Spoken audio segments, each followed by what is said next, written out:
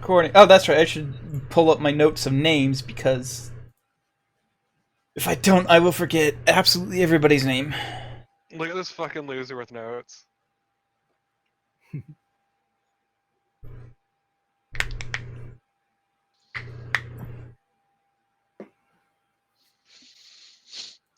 You got it out? Yep.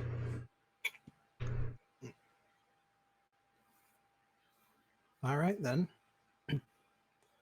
So, where we last left off, the player characters who don't really have a group name in Citadel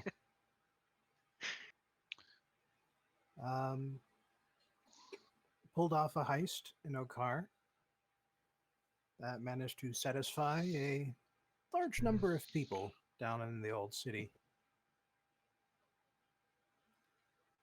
Some folks got brought to justice or will be at some point in the future.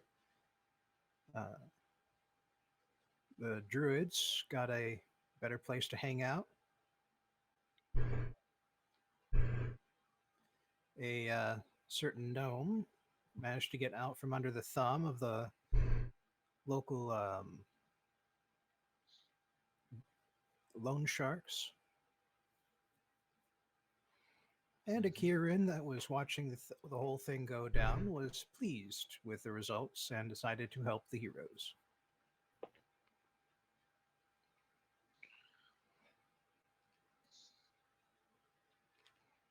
Now, since that time, 5 months have passed.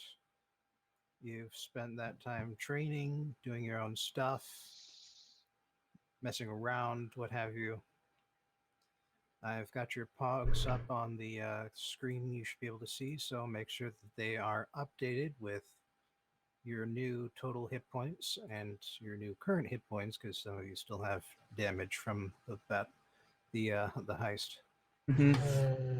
I've already updated my max. I just need to make sure I don't have another use of wild shape that I can use. Also, I feel called out with that messing around statement.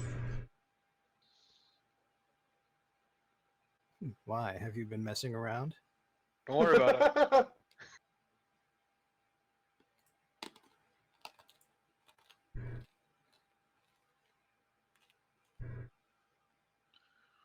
All right. Well, while you update your character pogs, we'll do the vignettes for the downtime stuff.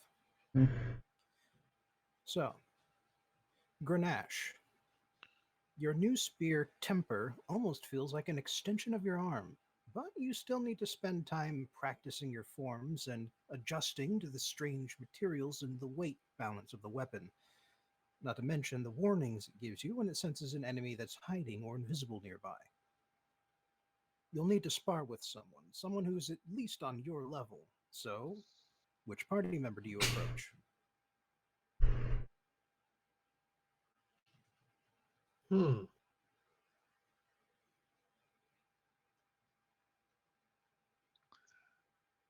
mean, out of everyone, it'd probably be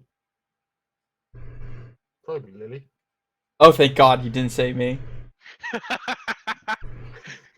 Oh, Just no! like- Could you just like stand there and turn into a bear for a second so I can pick you up?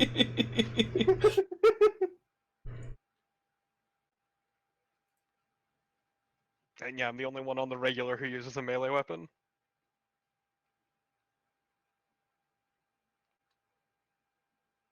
Plus, you can put the spear's blind sight to its fullest test. True, yeah. Yep. It also helps that I have invisibility of the spell as well.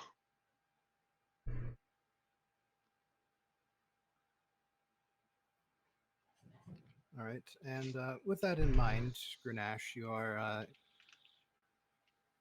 you realize that you are able to get warnings about where approximately an invisible enemy is, but you will still have disadvantage when it comes time to try and hit that person.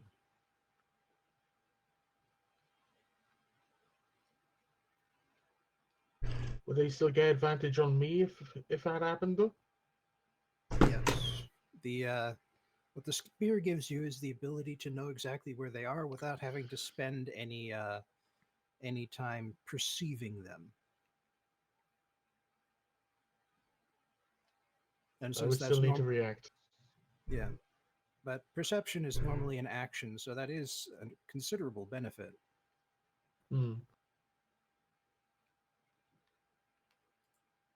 Dang it, I can't sneak up on you when I turn back into a warlock anymore. This blows.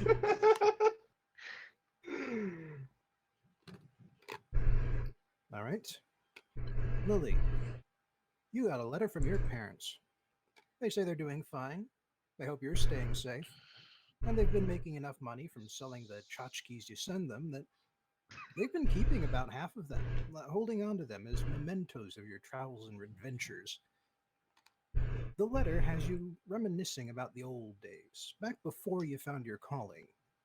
And whether you intended to or not, you open up a little about your past to one of your other party members. So, whom do you approach, and what kind of story do you tell them? Hmm.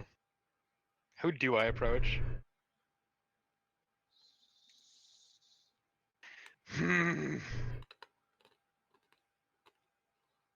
And I guess Lake would probably be the most open to it. Yeah, I mean,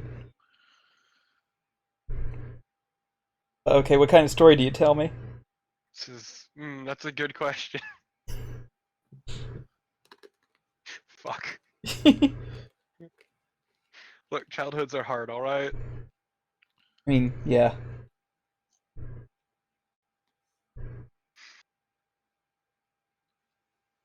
Well, you had your parents, but in order to make ends meet, you basically had to take on jobs of your own, even when you were still underage.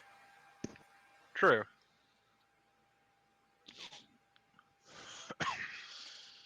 So, what kind of jobs did a young Lily get up to, or get sent on? That's a good question. I'm sorry, I'm like a little bit out of it. Uh,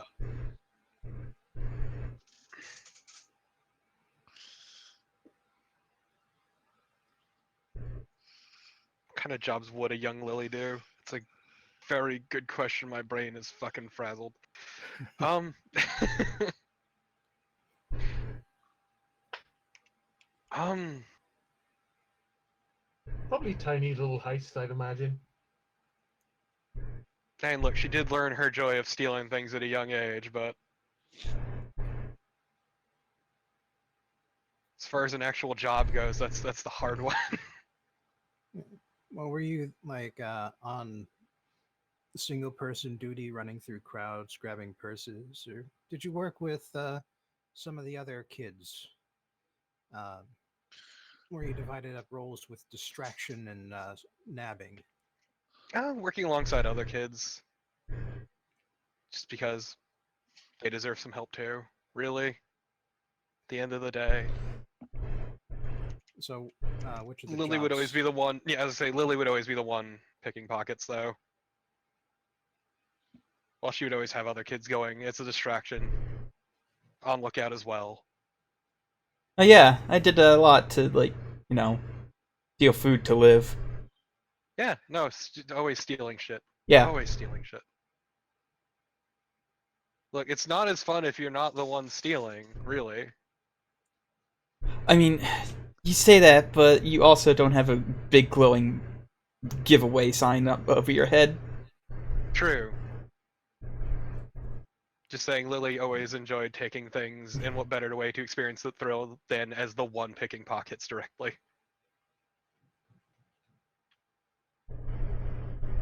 I mean, makes sense. All right, Aurelia, Mm-hmm. you've been busy these past few months, arguing with Very. the city's factions to try and build a new bard college, but sometimes, a lot of the time, it feels like you're beating your head against a brick wall. Mm-hmm. You've been taking some breaks to go into the Feywild now and then, and Sorry for dropping the ball on that. I will be getting to that later. No, that's okay. But those trips don't exactly feel like a vacation either. So for this Yeah. one, I'll actually need a volunteer from the rest of you. Nope. All of What? you have noticed that Aurelia seems stressed out lately. So Oh. which of you wants to take her aside, and what do you want her to do to take her mind off things?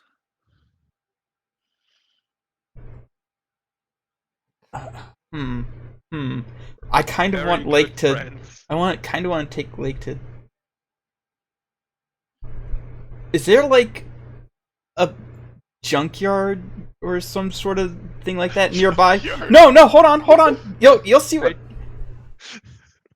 Are you gonna have her blow shit up?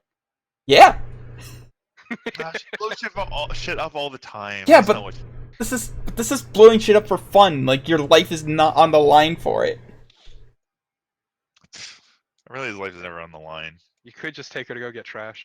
I mean that was also the plan after blowing shit up. Ah. So can't you do both together? This is true.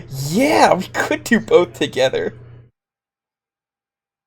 Yeah, Just grab a few bottles of wine and then head out to the place where Viana dumps its trash to just yeah. throw fireballs. Yeah, like no, what we do is we drain the bottles of wine, we set them up, and then I hand her a rock and I'm like, just chuck it at it.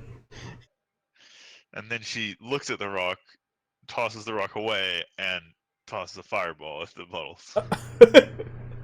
Nice. And when you do that, let's see what I don't have any blowy uppy magic anymore. Well, you are. I do have Thunder Wave you though. still have stuff, yeah, like Thunder Wave and Yeah. Moonbeam. Or you could just be a clapping bear. Yeah, I could be a clapping. No, like I'll find a nice big thing to destroy and cast Thunder Wave at it. Yeah, but do keep Moonbeam in mind. That's actually a pretty good damage spell. This Moonbeam.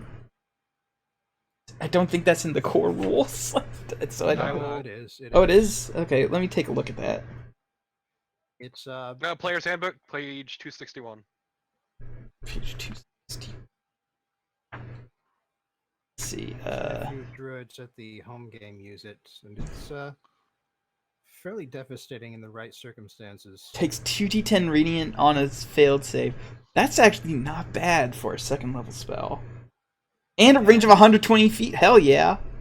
And on each of the turns after you cast the spell, you can use an action to move the beam 60 feet in any direction. And everything caught in that beam as it moves is hit by that damage. Yeah. Guess what Flaming Spear is getting replaced with? Yeah, and once again, it gets an additional 1d10 for each higher spell slot. Yep. Alright, yeah, so yeah, Moonbeam, Thunder Wave, just spend a nice day blowing shit up without, like, having to fear for our lives and getting drunk. Would anyone mind if Grenache tagged along for that one? Sure, come on, I don't care. Because he actually wants to try out this new thing he's been working on as well. Look, you fucking losers with offensive spells. Hey, at least with this offensive spell, he just puts his hand together and everything in front of him. Well, just I erupts in mean, a if cone of we're fire. testing out spells, hey, I mean, Lake, why think not? fast. Aurelia casts Otto's Irresistible Dance on Lake. Okay, what kind of save do I need to make for that? Deck save, apparently. Why a deck save? That's I'm not It's dancing. sure. Yeah. that's so stupid, but okay. Well, Actually, you may have read that wrong. Otto's Irresistible Dance works. Oh. Just works. And as an action, a dancing creature can make a wisdom save to regain control. Okay, so yeah, I just start river dancing. why does it say Dex on my thing? Well, you might be reading how it gets a disadvantage on dex saving throws while dancing. Okay. Okay, proficient. Yes, I am proficient with wisdom saving throws. No, it's the sheet I'm using automatically to well, save decks. I don't succeed my first saving throw. I'm like, oh god, this is terrible. Oh, why are you doing this to me? But yeah, the downside is that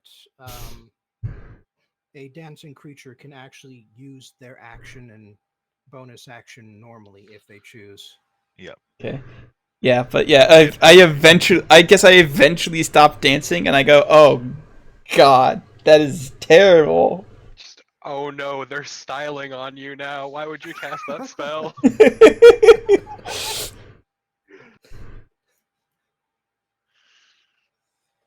But yeah, the auto's irresistible dance, the way it works is it robs the target of their movement, all of it, and instead it uses that movement to dance. And it gets disadvantage on dexterity saving throws and attack rolls. The only way to stop this is to spend an action on a wisdom saving throw. Damn. That's a good spell. It's pretty high level, that's why. Yeah. Yeah, that's why I took it. I had some other options, including True Seeing, but I think Grenache already has some kind of. Also, you know, don't autos think is of just that, nice CC, so whatever.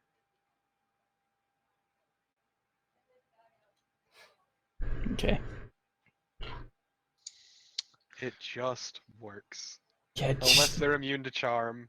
Oh damn it! Oh, yes, that's true. Creatures that can't be charmed are immune to the spell. I fucking hate you because if I was a warlock, you would have been dancing instead.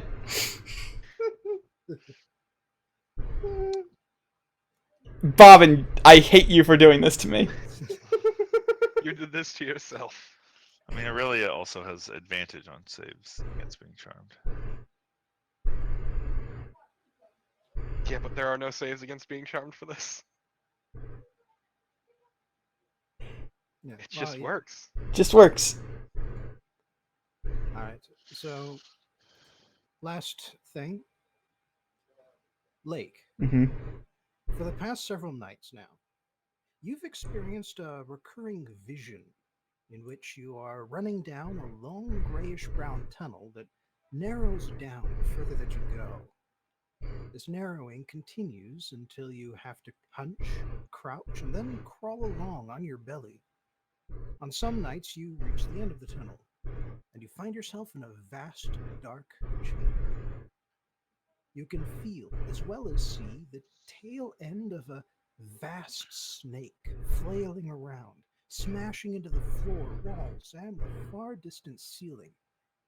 You know you have to grab hold of that snake, but you never succeed before you wake up. You believe that you are experiencing something that other people have called dreams.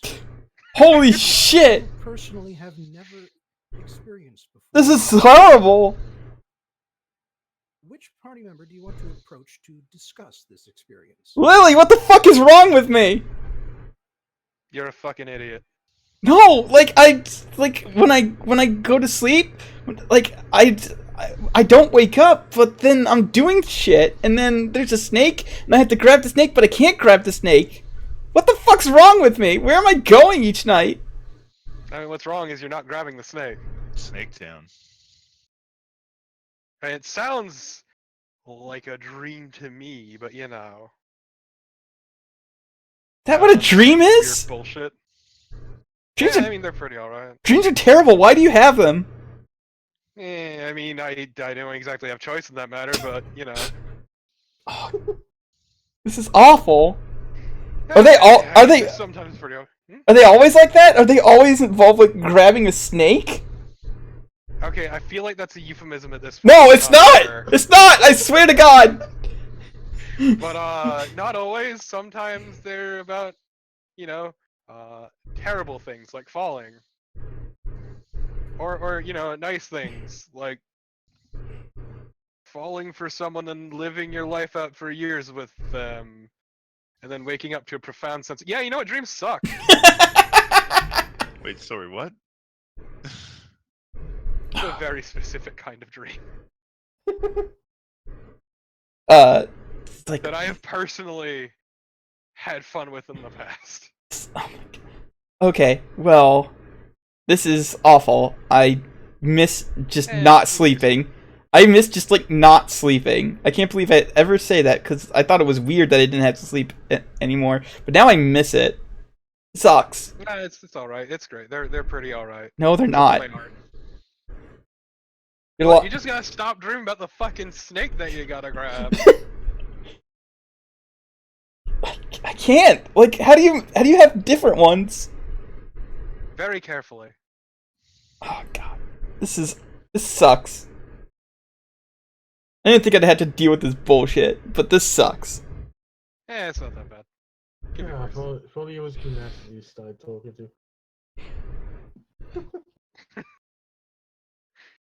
Look, I don't know why you expected me to give you a straight answer. Just saying, get used to it, bucko. I need to stat out my griffin. I didn't even have dreams before I went to the mother tree. Like, this, it's so weird. It's so weird. It's so weird. Why am I having a dream? Why am I having dreams for the first time in like 29 years? Because figured out old Lake is. I mean, I guess maybe because you broke it off with the tree person thing. No, that didn't have anything. That doesn't have anything to Maybe do it's with because it. you're sleeping like people do. No, I've always slept like people do, and I never had dreams before. Maybe it's a prophetic dream that you gotta grab the snake by the tail. Wait, Carpe duckum or whatever. yeah. Testing. Hi. Testing. Yes, hello. I can hear you.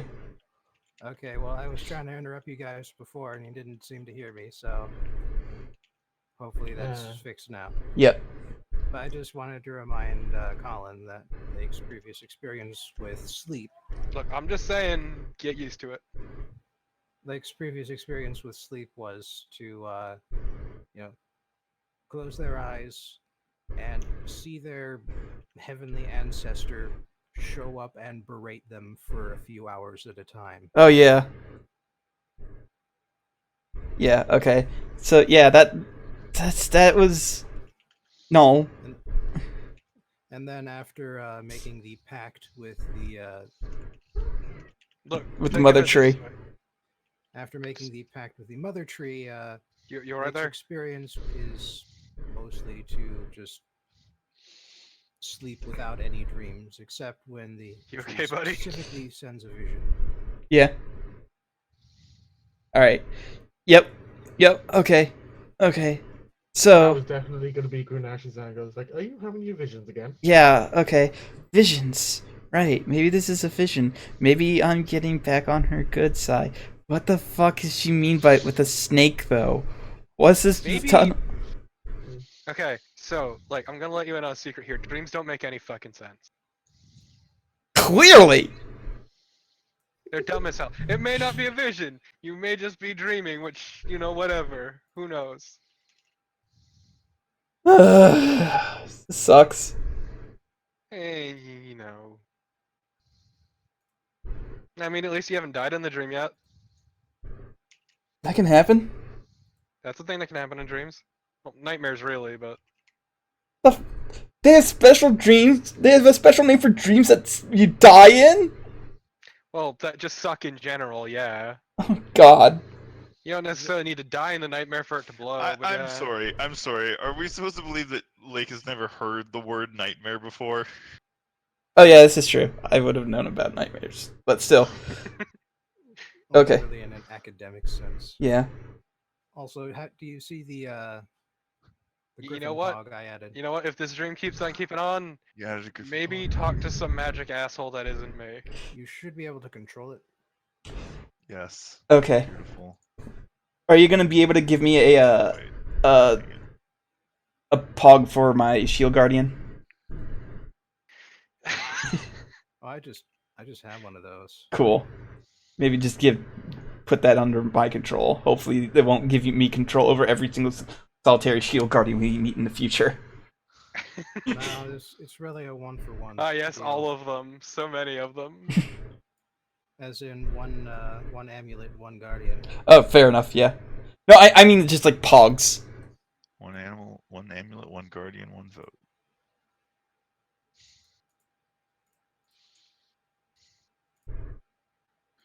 Oh, fuck, Okay. I didn't need to put my new harp thing. And it does already have a set number of hit points. It was a nice round number. Nice. So it's actually pretty convenient for me. All right, there we go. I can control it, and it is storing blight because it can do that shit. By the way, speaking about your new pets, you might want to give them Mhm. names. Yes, that thing that I definitely remembered to do. Robert. Now's your chance. Okay, you gotta give me a minute. You don't have to give me a minute. His name's Robert.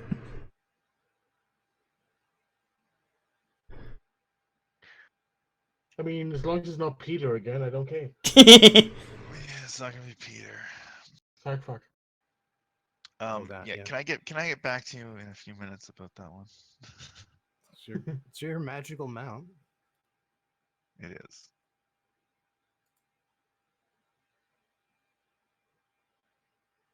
Just give it a powerful name like Jeff. Jeff. Jeff. Ah! Oh no!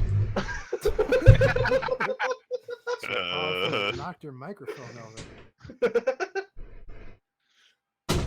I had to let my cat out. Gotta free the beast. The power of Jeff. Jeff. Wow. Jeff.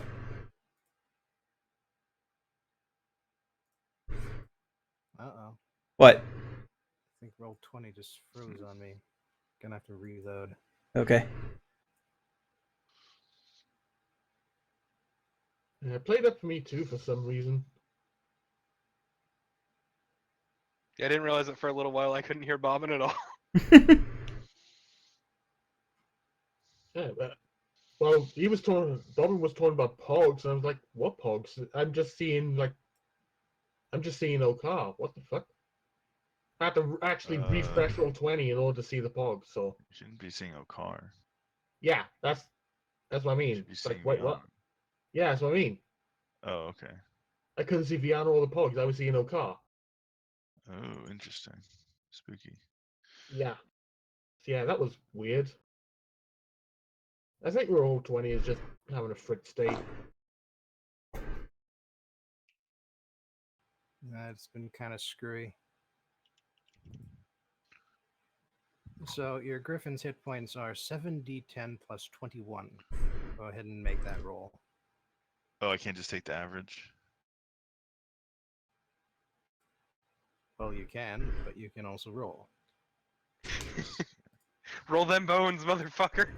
Hang on, wait. What happens if I get rid of the griffin and someone again? For simplicity's sake, I would say use the same number. In that case, I think I would rather just take the. Roll them bones. All right. Well, the average is 59. Okay, sorry. What was it again? 7d10 plus 21. You said. Yeah. Or Okay. just 59. Fair. 59 is the average if you want to take that. Hmm. Yeah, I'll just take the average.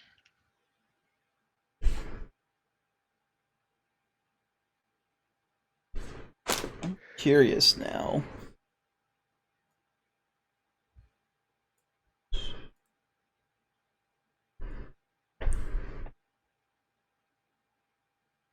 What are you curious about? I was just seeing what the average hit points for a Shield Guardian was. So my Shield Guardian has slightly above average hit points.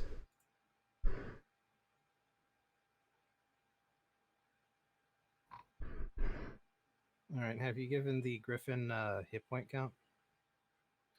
I haven't. Sorry. All right. I'm double checking because Roll20 is acting weird, and I'm not sure if you're just. I was sorry. I was just trying to do the math because it seemed off to me somehow. But 6 times 7 is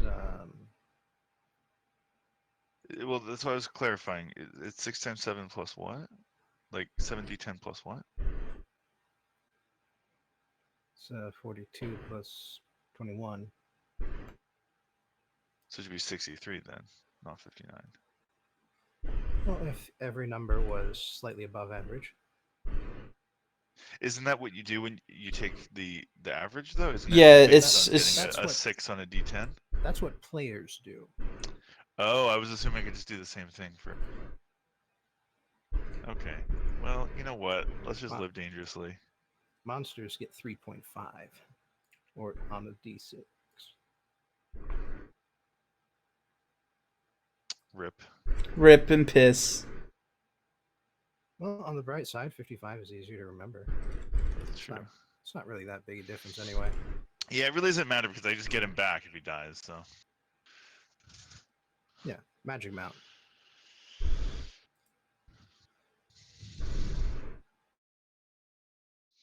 All right. So, your summer passes more or less uneventfully, which is all right by you because summers can actually get pretty sweltering, very humid in Vienna. It's the kind of climate where you get fairly hot summers and mild winters. Thanks to the ocean being there, that helps moderate the temperature, but it's still overall fairly close to tropical temperatures at times. Mm-hmm. And it's after about that time that your good old friend Harvey shows back up. Not quite sure where he went, but from what he's described before, you assume it was to some other plane of existence where he's got his research labs and such set up. And when he shows back up, he says, "So, I understand that the Gith are set to arrive again Yeah, sometime soon now." yeah, they're set to arrive like pretty much what, like a couple weeks maybe.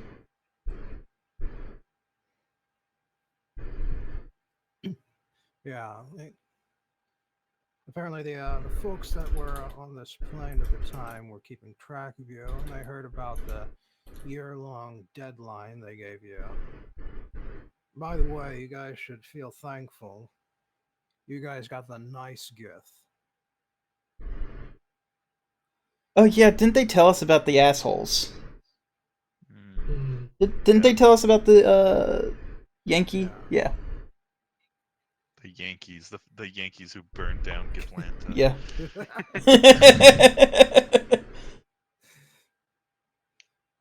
Yeah,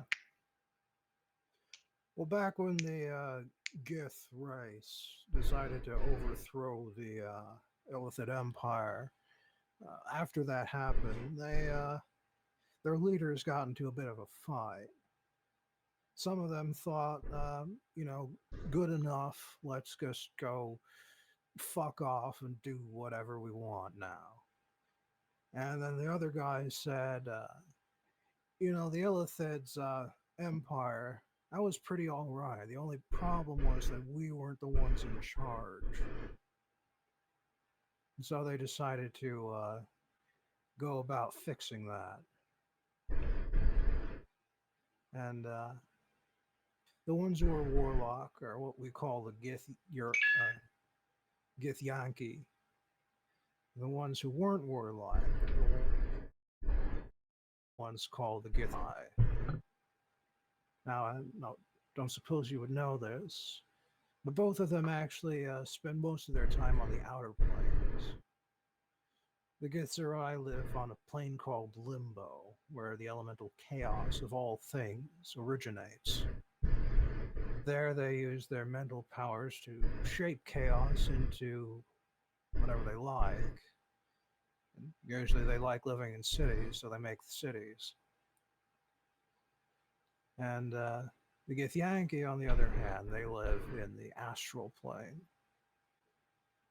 The astral plane's a little unique. It's a plane of pure mental energy, where you have to use the power of your mind just to move around. So they're also pretty big into strengthening the mind. It's really something that we made sure they thought would be important as the illithids. But they live on the astral plane, on the bodies of dead gods. And they make occasional raids into the prime material plane and other outer planes, pretty much wherever they like, to gather slaves, sacrifices, whatever they need to prove themselves by doing, really. But yeah, you don't have to worry about them. They're not the ones who are here. The githzerai were the ones who were here. Apparently, they wanted to test themselves in a unique environment. I suppose I probably told you about that. Yeah. So the point is that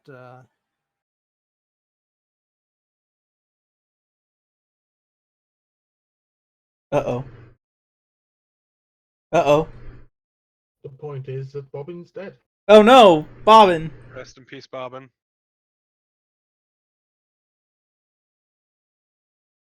Huh. I can't believe Bobbin fucking died. Yes, you can. I can.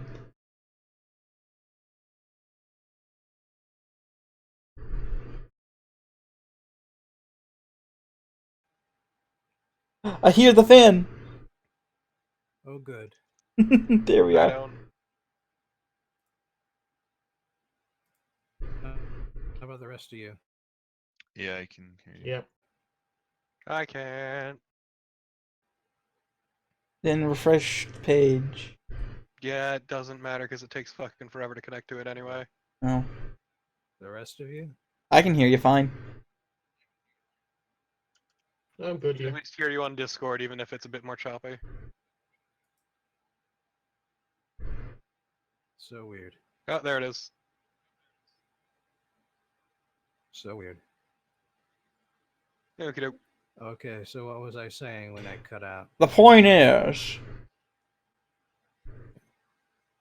Well, the point is that if the githyanki were here, if they found out that the illithids were on this planet, they'd have just destroyed it straight away. They'd have brought in their fleets. They'd have turned everything to craters and ashes. And you might have survived, of course, but really only as githyanki slaves. And that's if they think you're useful enough to do the dirty work back in the astral plane. Now, the githzerai, on the other hand, they decided to give you a little time to fix this yourself. But if you didn't, then they would also crater this place, turn it into ashes. So, do you know So- where the gith are going to show up? Didn't they, They come- didn't they say that they were just going to show up back where they originally were? Like, I'm asking out of character. Like, I'm asking... This is me, Colin, asking you, Bobbin. If that's what they said. Who's calling? I don't believe they were that specific, Oh. but that is a safe assumption. Alright. They didn't say exactly where, but I'm gonna guess that we can just, like, go where they were before. I mean, it makes sense. It seems to be their connection to this world.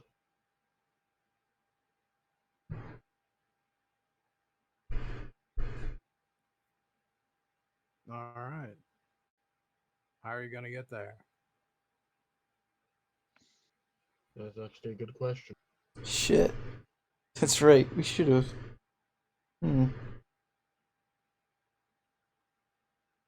Aren't we rich? Can't we afford an airship by now? Yeah, you want to put an airship in the realm of dragons. Yeah, about that whole being a rich thing.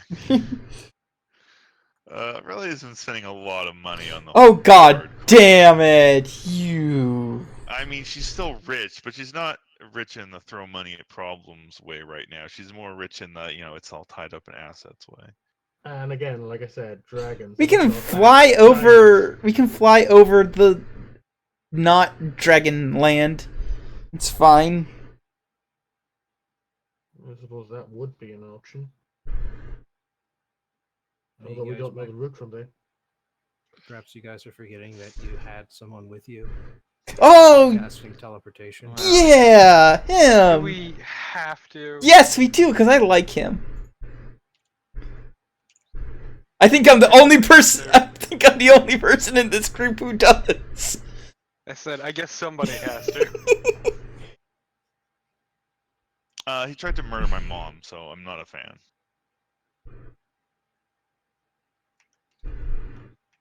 No, that's a bit out of proportion. Anyway, I decided that my griffin's name is Red Hair. Okay. Hair spelled how? Wow. Someone's not a fan of the Romance of the Three Kingdoms. Hair is spelled like a rabbit. Ah, it's like naming your dog Cat. Something like that. Look, but it's also a pun because Aurelia has red hair, so it works. Eh.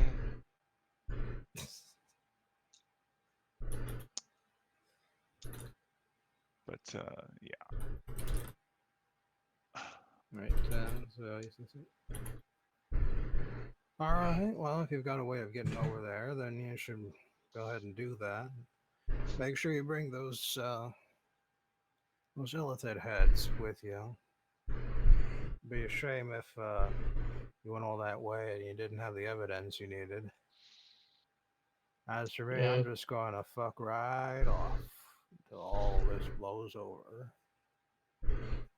Find me anywhere on this planet, they're probably going to find me and try and just murder me. I'd rather avoid that. I'm sure you guys would rather avoid that too. Yeah. All else being equal, yeah, probably. Right. See you on the other side then.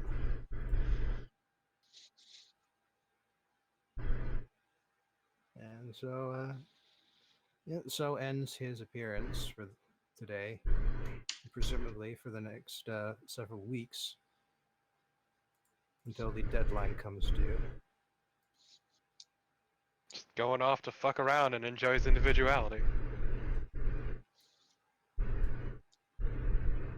Mm-hmm. Sounds fun. Probably does if you've never had it before. So, should I presume that you guys are going to be heading back to Okar and Talking to Lorem. Orissa University, where Lorem is a tenured professor? Mm-hmm. Oh man, he can't see my ropes. Sounds like sure. All right.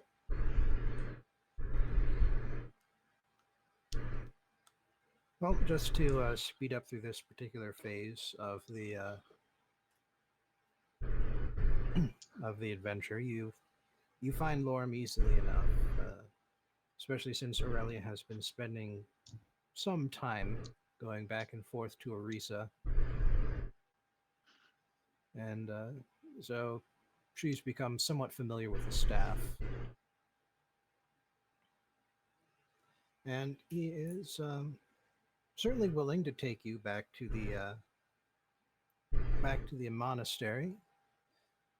And since he has been there personally, there's no trouble in going back there, because it is a intimately familiar location which he has visited before. Sweet. So unlike the first journey, this one's going to be a whole lot faster. Hey Lorem, check out my new buddy. I named him Robert.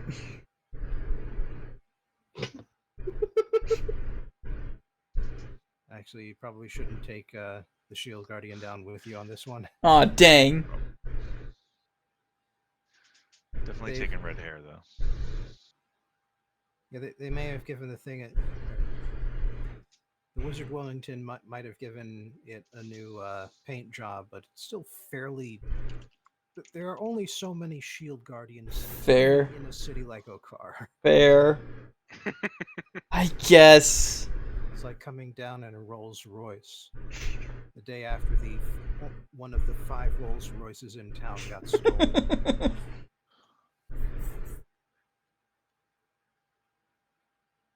Wait, we have a portable hole. I can shove him in the portable hole and can be like, "Hey, hey, Lauren, look at my." Yeah, but we're gonna be traveling with Lorm is the thing. Oh, true.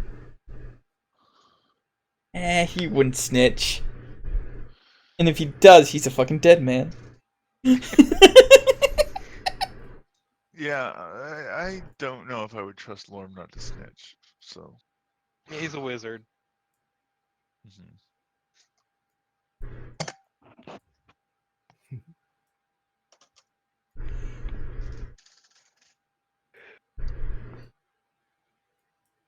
All right.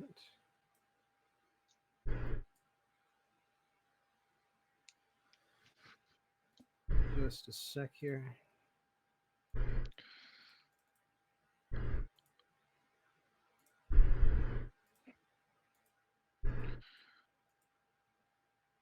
There it goes. So yeah, you head back to the Yeah. back to the monastery. You visited almost a full year ago. It looks mostly the same, although the trees look a little bit bigger.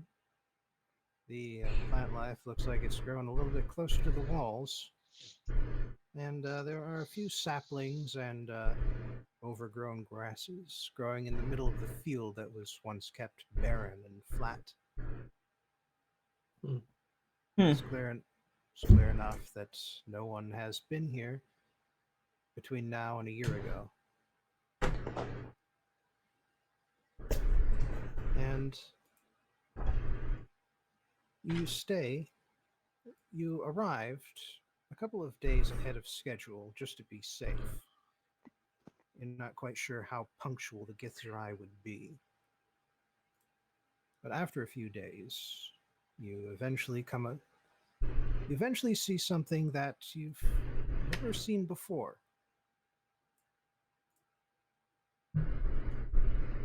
Spelljammer. Looks Just stupid. a very strange ship, really a small armada of ships God, that let's come steal floating one. down out of the sky. And you distinctly remember that those weren't there. Those weren't there when you came here last time. This isn't how the githzerai arrived, by floating down from the sky in airships. They left by stepping through the planes themselves. But now they're here with a fleet. And the fleet has ships the likes of which you have never seen before, and you've been to Okar. They got some crazy shit down there.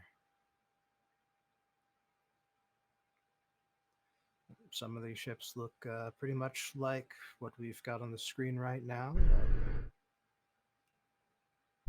Bristling. Oh no. God damn it. No. Now I'll never know what it was bristling with. Yep. Colors? Shapes? Spiders? Who knows? Regret, actually. Turrets. There we go. There we go. Turrets. At least it's reloading faster now. Yeah, wow. Yeah. Like, even for me. Right, it is bristling with turrets and covered in oddly shaped and strangely colored sails, with ship designs that do not look at all practical. Aside from the ones that are just odd bits of geometry, there are several ships that seem to resemble different kinds of animals, whales and eels, nautili. Well, I didn't think you were lying, but okay.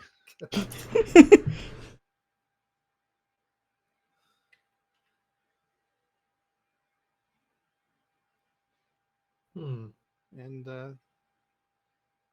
they descend straight out of the sky. Like they appear far above you as little dots. And then they grew and grew and grew until you could make out the distinct shapes and the different people running around along the top and the underside of the ships.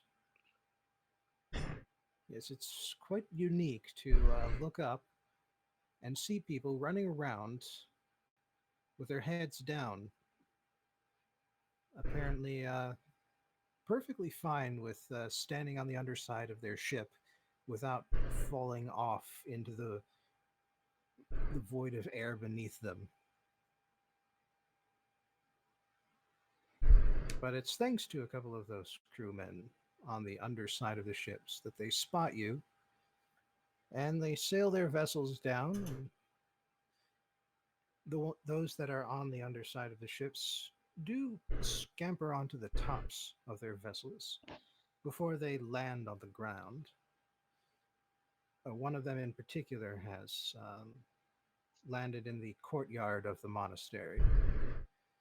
It's a relatively small vessel, fairly much longer than it is wide. And it's only it's relatively small compared to the fleet flying above you.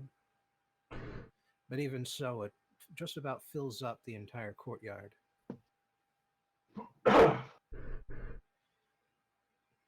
One of the githzerai, who appears to be a ranking member based on the fanciness of his robes, but it's been a year, but you're not quite sure if it's the same one who was in charge of the monastery last time.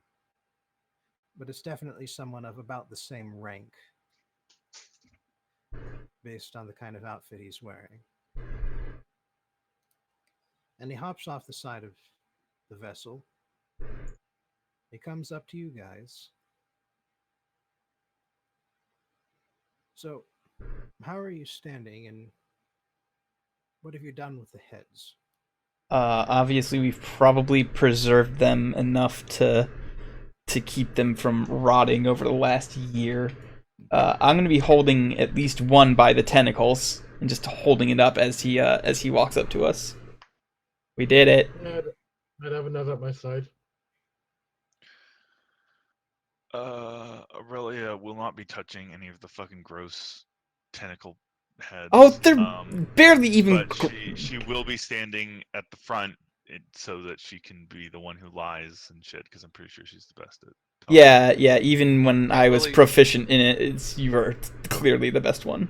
Lily refuses to touch any sort of oceanic thing, even if it technically isn't. Oh, they're barely even slimy anymore, you babies. They're fucking gross, you weirdo.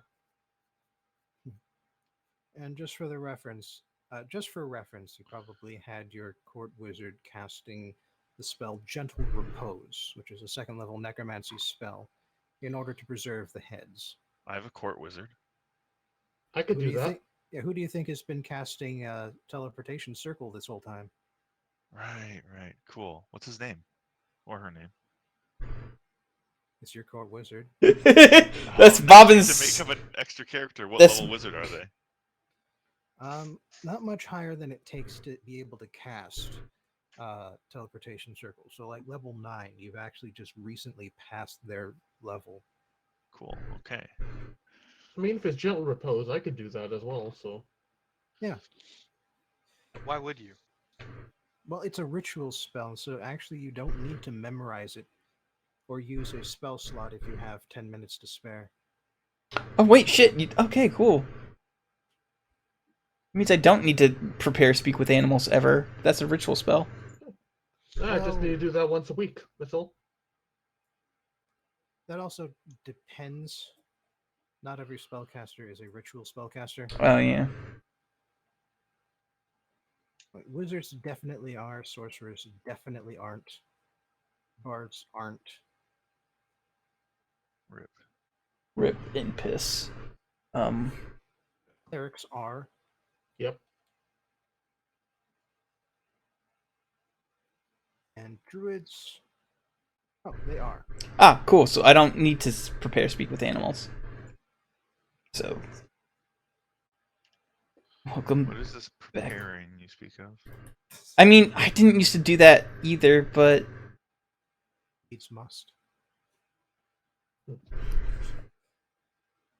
Anyway, so yes, because of fairly low level spells, you have been able to keep the heads in good enough condition to be able to present them and still have them be recognizable as illithids and in illithirid head.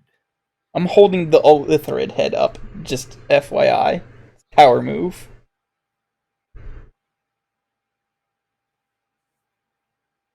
Yep, and the guy comes up to you, looks at each of you in turn, as if sizing you up, Fucked up. and then looks very carefully at the illithirids. It seems to make a special note of the 6 tentacles dangling from its orifice, as opposed to the 4 that each dangle from the other heads.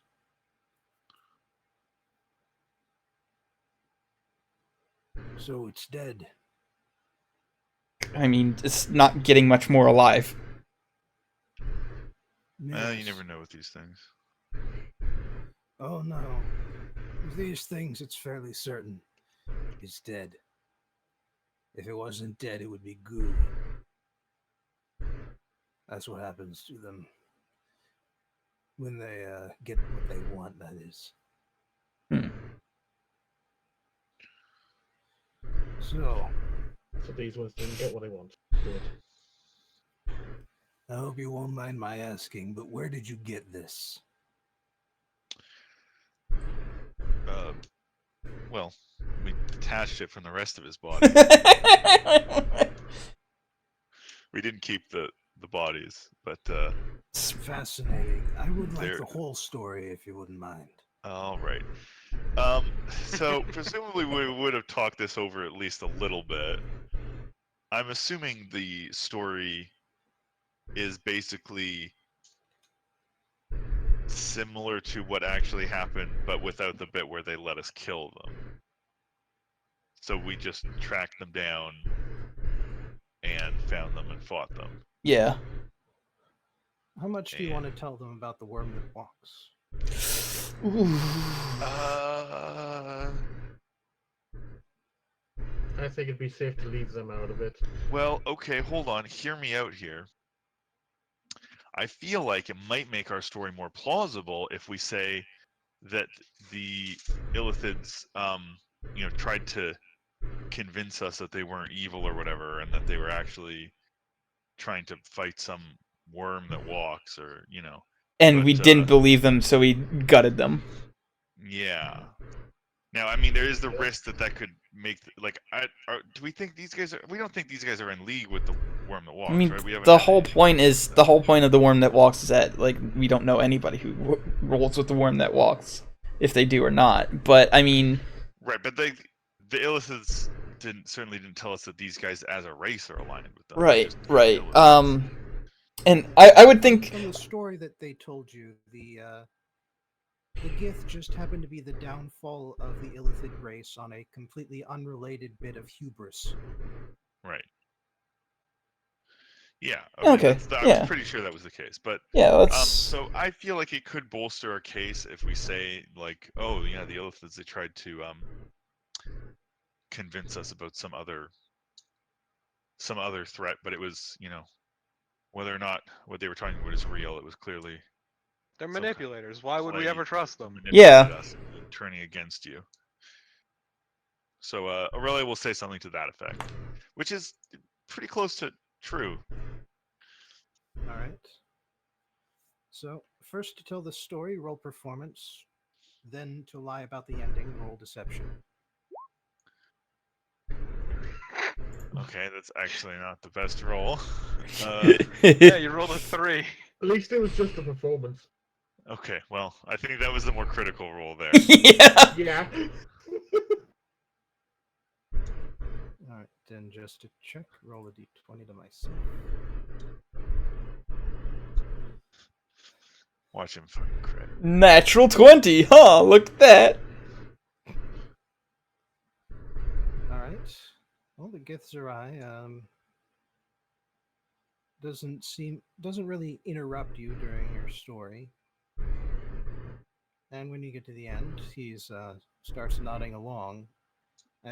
Since you've gotten past the part with all of the Underdark races he doesn't really care about, and got to the illithids. Well, you asked for the whole story. Mm-hmm. But all right. Well, you aren't the first people they've tried to tempt with this common enemy bullshit of theirs. Hmm. We've heard it multiple times ourselves. It seems to be part of their strategy lately. Just Shows Oh, a sorry. weakness on their part, if you ask me. Means that our efforts to exterminate them are working. If they're actually seeking help outside of their own race. I suppose so. Just out of curiosity, we were discussing amongst ourselves about whether this supposed enemy that they talked about is a complete fabrication or perhaps is truly, a threat that they intended to. Not to say that they were telling the truth, of course, but that perhaps it is a real thing that could itself also be a threat. The best manipulations are based on a degree of truth, Aurelia says, and tries not to fucking smile. Well, to be honest, based on the stories that were passed down from our ancestors, from Gith and Zerthamon, this persecution by a greater power is something that comes from the illithids' ancient mythology. As for whether it's true or not, we've never encountered anything to say that it is. That's why we focus on the threat that is definite and in front of us. Of course. While that's going on, I tried to telepathically communicate with Zakirin, inquiring as to whether there's anything that Zakirin would know of this, whether they would know if they mask their presence in this regard. What exactly do you ask, Zakirin? There's a worm that walks and its agents. Is this something you're familiar with? Do they typically hide their presence from others? To be honest, I am not certain. I am certain, however, that it is true and real. For Antaria has sent me to aid you to fight against it. And I believe her. Okay. Just refuse to open my mouth. I say nothing openly at this time, but I Yeah. wanted to confirm it for his own sake. Like, is staying quiet. All right. Well, the githzerai seems fairly satisfied. And although he does seem to he does ask you to set the illithid head down. All right. And then use the power of his psychic energy to explode it. That's pretty fucking awesome, though. Yes. Just Lily starts clapping. You won't need Gunash. that as proof anymore. We're satisfied that you've taken care of this infection. And for that matter, we're prepared to reward you for a job well done. You've saved us a lot of trouble. So that over there will be yours. He is gesturing over at the ship that landed. Ugly. No, it's great. Oh, I'm so happy. It is not It the is- pictured. I know it's the not, pictured vessel. but we still have a fucking spelljammer. Oh man, Yes. this lame looking one. It looks like shit.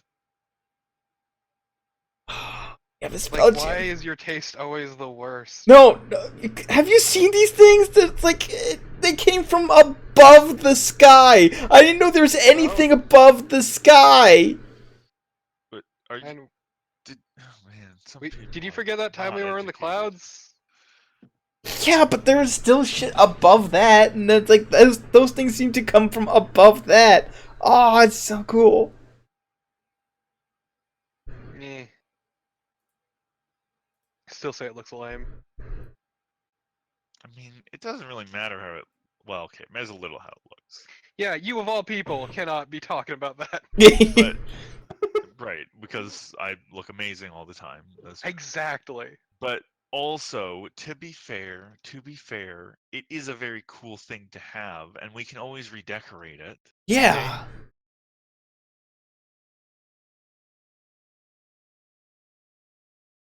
Uh-oh, I think Bobbin died again.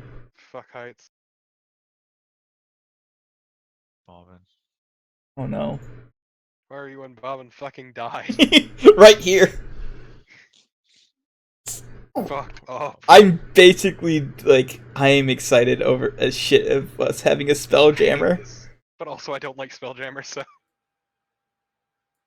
The setting, the ships, or just everything? setting in mostly, general? honestly. Well, what's I there hate to- it. Well, what's there It to does be- nothing for me.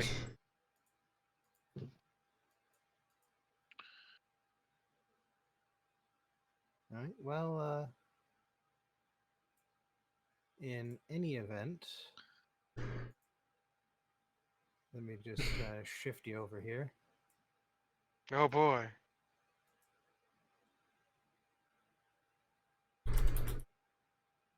So, what you have here is a standard lamprey style ship.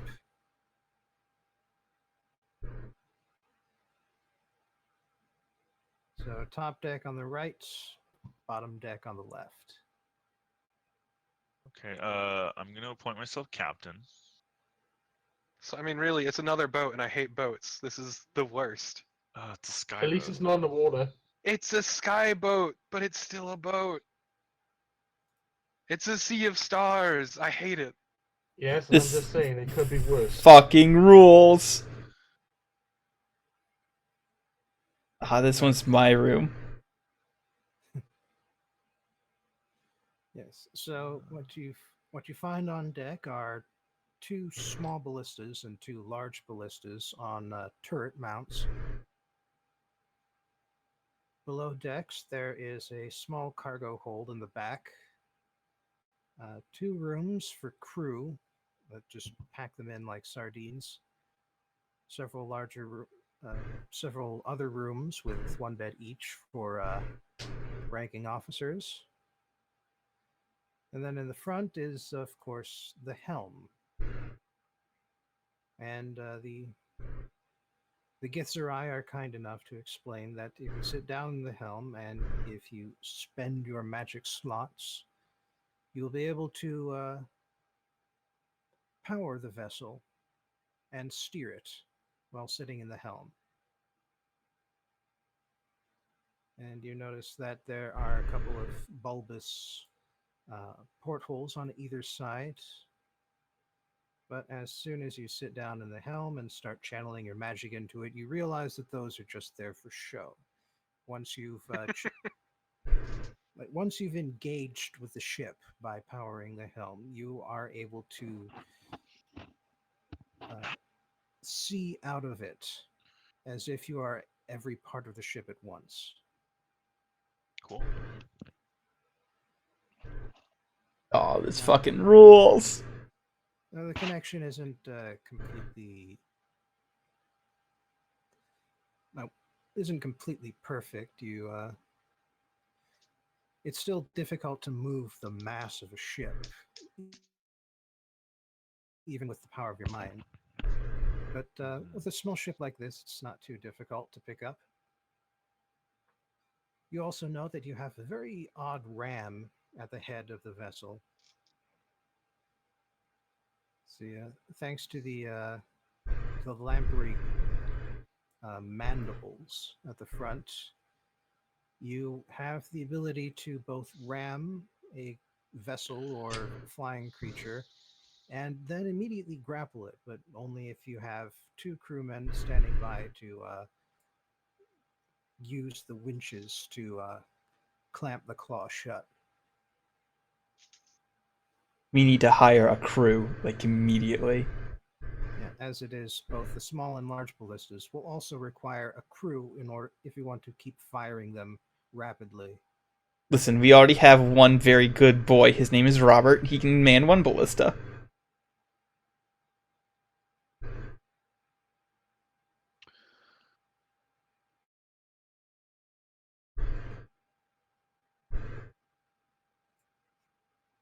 All right. Yeah, I've got some rules written out for this. Like the 2 small ballistas. I already called dibs on this room. Mm, I literally already did call dibs on this room. okay. But yeah, the 2 small ballistas can do 3d10 piercing damage, but they require 1 action to aim, 1 action to arm, and 1 action to fire.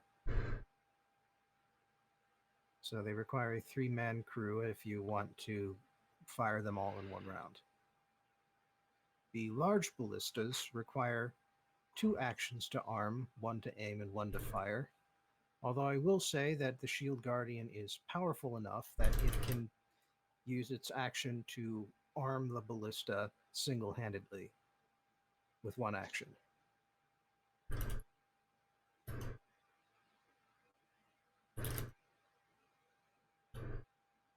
I also won't use lucky on that roll on that d20 roll to just try and get it better. It's just as 1 straight d20.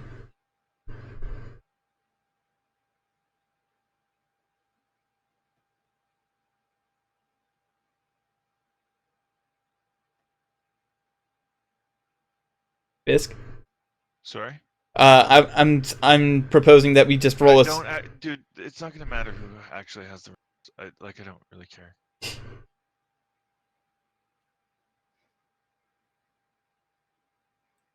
All right. And you also learn that in order to power the lamprey, it requires 1 spell level per hour of movement. So a full shift is going to basically sacrifice 4 levels worth of spells. So like, or 8. An 8-hour shift will require 8 levels worth of spells. So 4 second to 4th, or a mix. God, if only I was a warlock, I could fly this fucking thing for days. Yeah, don't expect me to do shit.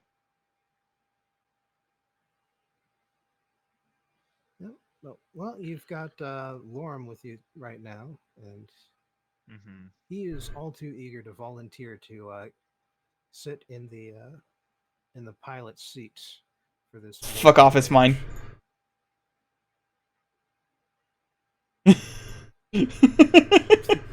Lorem holds his hands up and backs off slowly. Sounds about right. Saying, whoa, cool it, dude. He He does say, I would like a turn at it before we get all the way back to Okar. Yeah, that's fine. That's fair. I'll only put one like level spell levels worth of it into it, but fuck off. This is mine. I want to do it first. 1 hour of joyride, and then we actually get somewhere. I think. Also, I just like to point out that while all its chaos is going down underneath, Grenache just chilling on top deck. He's not getting involved in any of this. He's just chilling out. All right. By the way, I was lying. I put 2. No, I do put 2 spell levels worth of it in there. So, I guess. How many fucking second level spells can I cast a day? 3? Yeah, I'm gonna just. Bam. There we go. We got 2 hours worth of go juice. Well, you find out that the vessel is actually fairly well supplied for a voyage of decent length. The githzerai were anticipating at least the possibility of your success, and so this vessel was primed and ready to be handed over. So not only is it full of supplies and beds and such, but it also doesn't have any of the magical high-powered weaponry that you see flying above you as the fleet breaks off and heads back into the sky.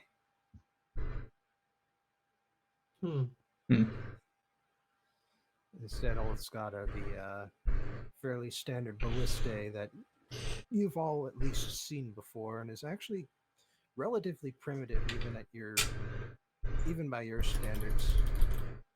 You guys are aware that cannons are a thing and have been showing up on ships and on fortresses. Fucked up.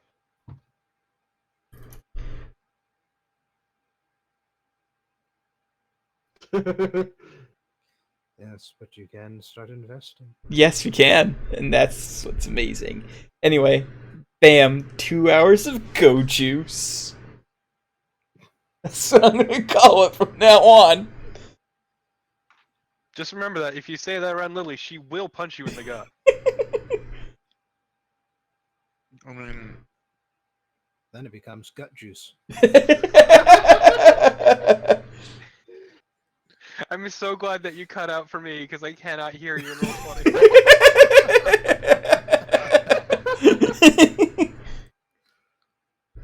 Oh, makes it even better. So all I heard was juice.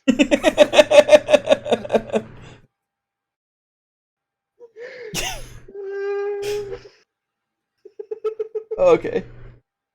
So, well, obviously you can't teleport out to head back. Although you do notice that the githzerai who were crewing this vessel do use plane shift to go back home. Like they don't even bother having any of the other vessels come down to pick them up. They just shift between dimensions. Oh no, he died again. damn it. Bobby shifted it's fine, I the still dimensions hear him. himself. Because I've listened to him through Discord. He hasn't been working forever. Oh boy. I at least heard you about them going poof. Now you're back. Okay. Yeah, they just disappeared. Yes, They went poof. they use plane shift to just head back to Limbo rather than waiting for the fleet to come down and pick them up. To go poof. And the return is actually fairly uneventful. You spend pretty much the early part of it flying above the mist of the Misty Mountain, and there's really not much that flies above that. Even the dragons, they don't spend too much time above the mountaintops. There's just not much to do there. But it does take several days, and so you eventually realize that whether you wanted to or not, you do need to take the helm in shifts, because is if no one's in the helm, the vessel doesn't immediately go crashing towards the ground, but it does lose momentum and start floating vertically downward rather than going in any direction that would be useful. Hmm. You get the sense that if someone just sort of tore the pilot out of the helm, you would not all die, but you would get nowhere fast. Right. Okay.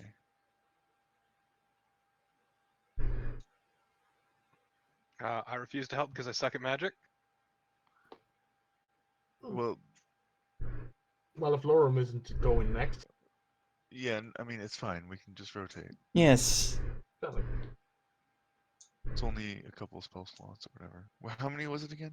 8 for a full shift. 8 Yeah. levels worth of for a full shift. At a slot an hour, wasn't it? Yeah. That's fine. 1 spell level per hour of control. And we have 5 mages on board. I think we're good. Nah, I suck at magic. And yes, it does not distinguish between spells that come from holy or bardic or magic user sources. Man, we all use different sources of magic, don't we? Fuck. Aren't bards, or I don't know how it works in 5e. Well, bardic music is arcane, but it's also very distinct from how magic users work, how Fair wizards enough. work. Fair enough. But meanwhile, yeah, you've also got a druid and a cleric and a part-time wizard. A low rent wizard. Wizard light. Wizard adjacent. Wizard enough. Wizard-esque. Wizardish. But yeah, after spending the trip is fairly. The trip eventually takes you over the lands of Relgoth, and in this case, airships are not unheard of. It's just that not many people, not many of the warlords or the petty nobles who fight each other for land are wealthy enough to A, have one, and B, have one stay intact. It's fine, as long as we fly high enough, nobody will notice. Yes, so you do make a point of flying higher, pretty much at the altitude you were at before, except that now there aren't any mountains beneath you, so you don't really see too much of what's going on down on the ground. You can spot, oh look, X is fighting Y again over there. You can tell because there's that little plume of black smoke coming off of where their keep should be. So Aurelia in particular is able to just sort of gossip about the other archduchies, princedoms, petty kingdoms. At what So point does she it will stop give you being all the gossip and start details. being shit talk? Very There's quickly. literally no distinction between those. Yeah, exactly. Meanwhile, Grenache is considering the fact that he may need to invest in something that can see pretty far away. One day I will talk to that fucking spear, so help me. Well, if you want to do that, you just gotta go talk to Grenache. Terrifying. I hate it. I'm not terrifying. What are you on about?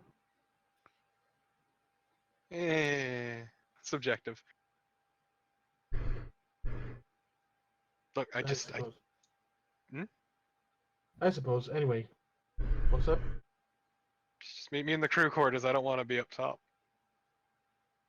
All right. Alright, what's this about? So, goodbye to Kieran's celestial, right? Maybe make a pact, right? No pact. No. I mean, I've been told, I've heard. Making a wizard pact, I'm just saying. Well, there is no pact. We just have an agreement. Oh, not with you. I'm just saying, could your buddy the Kirin ask them yourself, possibly be a patron for a warlock? Are you You don't- thinking of Lake here? Well, you don't need to ask the Kirin because she is able to sense her own surroundings. So, in response to Lily's question, you hear from the spear. I extended an offer to Lake once. Yeah, it's not for like. They declined, but you can't hear this. Nope. I Hmm. extended an offer to Lake when we first met. They declined to ask us for help. But should another ask, I would be able to help them. Hmm. Apparently it is possible if they are willing, but I'm guessing Good. pacts are probably one of those things that they're binding in some way, I'd imagine. Well, yes. Just saying that there's this hypothetical situation where there might be someone who needs their patron replaced. And I'm hoping maybe I can rely on the Kirin for that. Maybe. I guess it would depend on the motive, but She refers to her friend, the one who was touched by the worm. They have spoken with the, or actually, yeah, you would have been, your character was there for that. I'm not sure if you were specifically, but yeah, I think I was Harvey having an off day. described how it would be possible to replace a patron like the worm that walks without necessarily blowing up the warlock. To the Kyrian then I go, so is this something that works in our favor if we agree to do this? I suppose if you agree to do this. You seek now to rid your world of the influence of the worm that walks. Lily's friend is a part of that influence. Killing her would work. But removing the worm that walks' influence over her would also be effective, and it would save her life.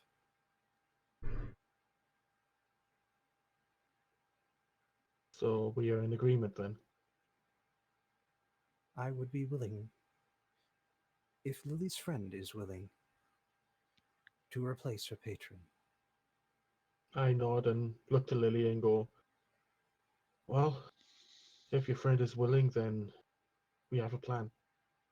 I mean, if she isn't half mad from the worm at this point, yeah, sure, let's do this. Oh, depending on how long she's been connected to she's more than half mad. I mean, yes. You don't know the half of it, but yes. Well, hopefully, when we talk to her, she's lucid. By Of the course, way, I'll help any way I can. I appreciate your help. More the Kirin's than yours, but I appreciate you too. And Don't just worry, I Lily understand. goes to awkwardly pat the sphere. By the way, Bobbin, if I had chosen the Great Old One, would it still have been the mother tree that you were gonna point me towards, or would it have been the worm that walks? Well, I hadn't quite gotten as far as deciding who the final villain was Ah, okay. when you were building your characters. So If you had chosen a great old one, it's possible that this campaign would have been flying off in a completely different direction. Okay. We finally need to kill that stupid tree, is what you're saying? So it's Lake's fault that we can't kill this goddamn tree. No, it's Colin's fault that you can't kill the great goddamn tree. Well, it's also Colin's kinda Lake's obsession fault. with metagaming, yeah. I'm just saying, if the Archfey didn't want me to choose it, it clearly shouldn't have been the best option. And look, the Kyrian's a dragon horse. I'm sure she appreciates pets. Even as a spear. Grenache just cocked an eyebrow and looking awkwardly. Look, on the bright side, none of us have seen the Kyrian's human form, and especially not Lily, otherwise she would be making the Sylph joke. Yeah, kind of dodged a bullet with that one. Yeah, you fucking did.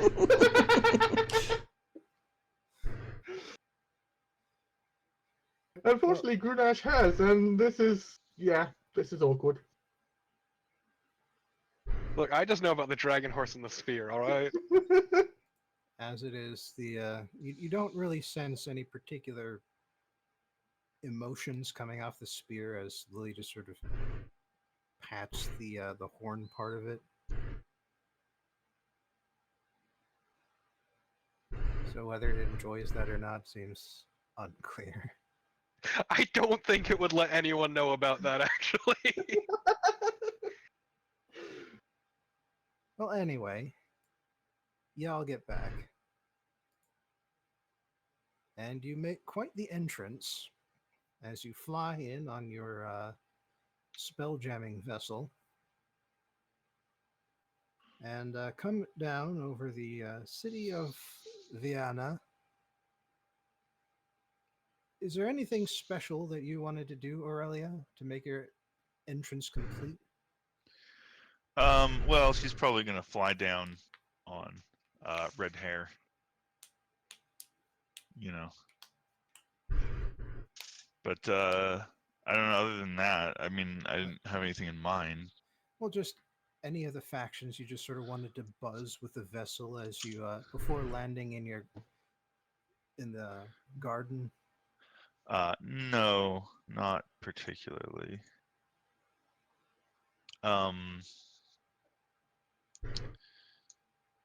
See, that's class. Let them come to you, not Yeah. you go to them.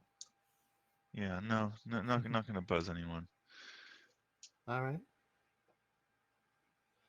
Well, when you make your landing, you find that Harvey is actually already returned. He's waiting for you. And in his hands is something a little interesting. It's Aurelia, you recognize it because it's actually a family heirloom. Oh. But for being a family heirloom, it's fairly simple.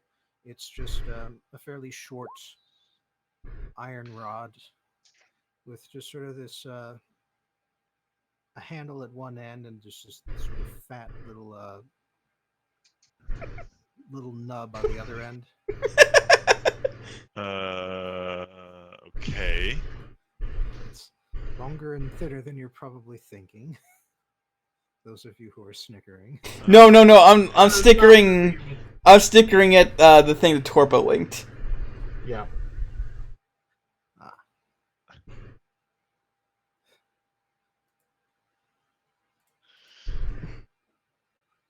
But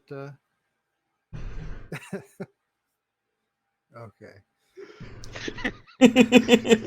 That's what I was snickering at. I wasn't snickering at your description of what was assumedly a dildo at first. Yeah. So yeah, he's got this in his hands, and when you land, he waits for you all to climb out. Doesn't really seem phased by the vessel you landed in, Yeah, he's seen weirder shit. but he does come up to Aurelia straight away as the mansion staff just sort of come out one by one just to gawp at this new arrival. He just strides straight forward and holds out the rod and says, "What is this?" And Do I? I will need to explain Okay. because it's part of the setting. You see,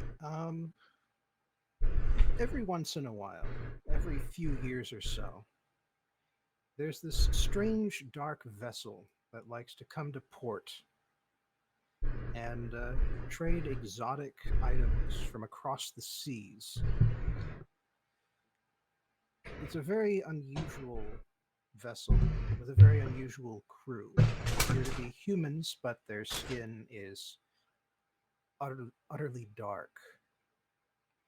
Like about the same amount of dark as the dark elves that you'd only recently met underground. But in this case, their hair is also dark and fairly curly. And Bowen, are you describing black people? yes,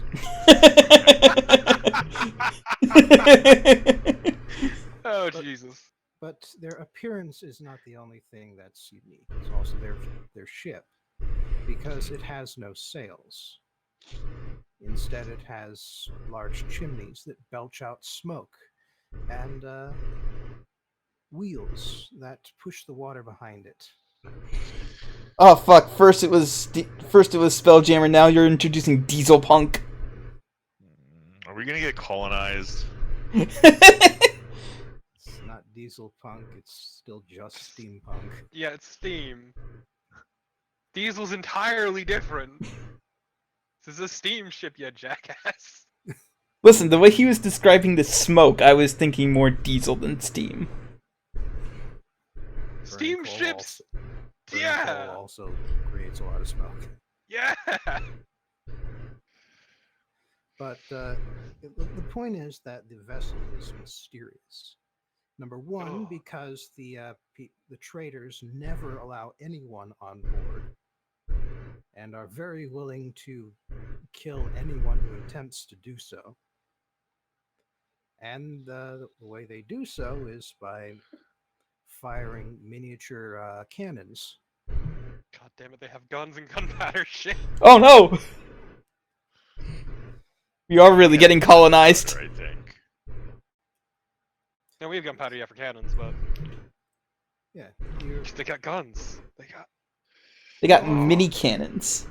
are familiar with how gunpowder works, but it is strange to see someone create something so small that it's able to that someone is able to wield it without any problems. I want a gun. Listen, I wanted a Spelljammer. I got what I wanted, so we're gonna work towards Yeah, what but you want. spelljammers are lame. Guns are cool. Hand cannons. But the other thing that's mysterious about it is that attempts have been made to scry to use magic and clairvoyant spells. Okay, cool. We'll never know how those attempts went. Rip. Can't believe. You cut out just at scrying.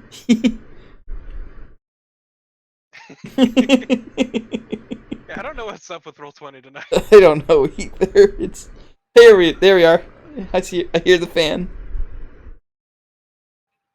Yeah, so they have made attempts to scry to use divination, clairvoyance magic in order to see what's on board, even without the owner's permission. But all such spells fail. The reason for this is utterly unknown.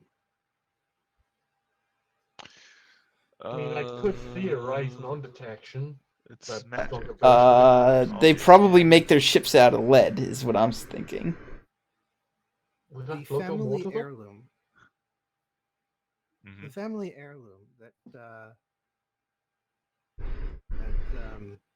Harvey is holding in his hands is a miniature ramrod that someone managed to steal off of a drunken sailor from the dark ship. And that is about as much as anyone has managed to get off of them, aside from the gold and jewels that they offer in trade for local products. Cool.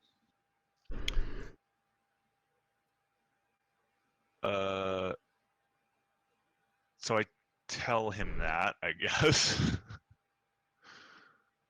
I don't know. Does he have any further questions? Well, the reason I bring it up is because this item here resists magic. This iron rod resists magic. I was wondering if you knew why. I mean, why in the sense of the physical reason that it does so? Well, any information you can provide is going to help. Well, I do not have any information other than what I already mentioned about how they seem to have magic resistant things, including airships. So, May I test something a moment? You have the floor. I reach my hand out for the rod. Harvey will hand it over. Okay. Just give me a few minutes. And as I say that, I settle down and make the attempt, I repeat attempt, to ritual cast the spell Identify. See if I can identify anything about it myself. All right. Or if indeed it does resist my attempts. Well, it's going to be about 10 minutes before you can find out. Yep, So in the meantime, Harvey is going to look to the rest of you guys and say, the reason this is kind of important is because if that resists magic, the way I think it does, then we could build a cage out of that stuff. And whatever is inside of it would be cut off magically from, well, the whole universe. And that would be pretty useful for your friend there's attempt to find a new patron, because I'm not actually powerful enough to cast an anti-magic shell. That is some fiercely high-level magic. And that's not something I am capable of.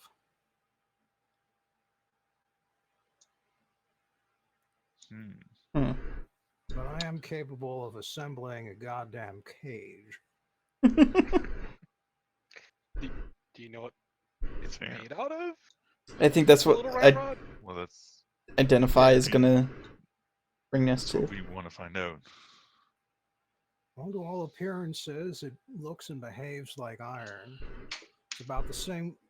It's about the same weight and density. It's about the same color and luster, hardness level. It's just that if you try to say use heat metal on it, it just doesn't work. So you're saying it's cold iron? I quit. Goodbye.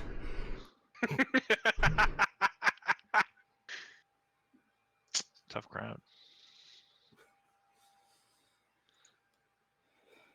10 minutes pass, and Identify reveals Buckus. As in, it doesn't work, or Well, Identify would not work if the item were non-magical in general.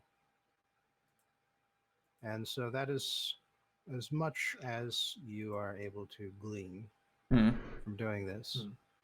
You are certain now that this does not have any magic on it whatsoever. It's very aggressively not magic. It's so unmagical that it sort of like crosses the threshold into being anti-magical. It is profoundly mundane. Boringly so. And I should add, by the way, that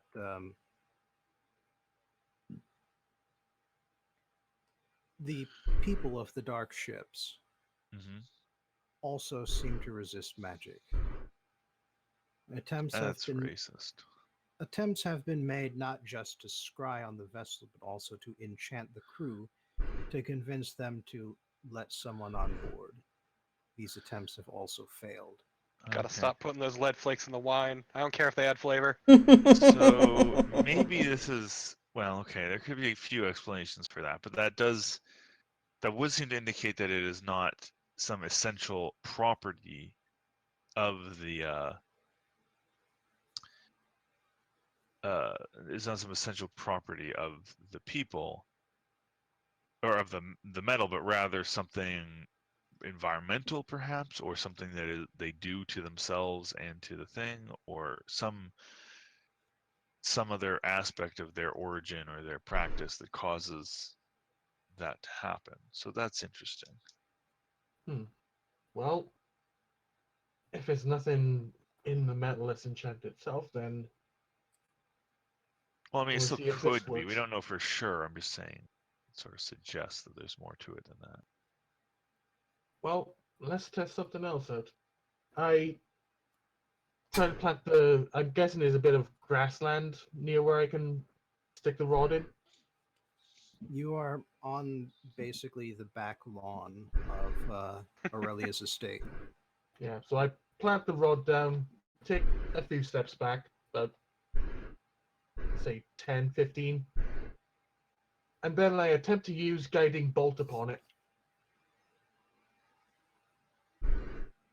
Aggressive. True, Okay. but I'm testing, so I guess I roll. Well, you're aiming at an object you've planted in the ground. Even if you manage to embarrass yourself by missing, you're gonna hit with the next one. Fair.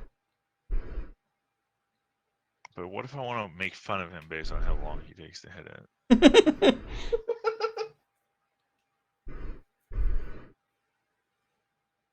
Well, if you want to roll to hit AC 8, then go ahead.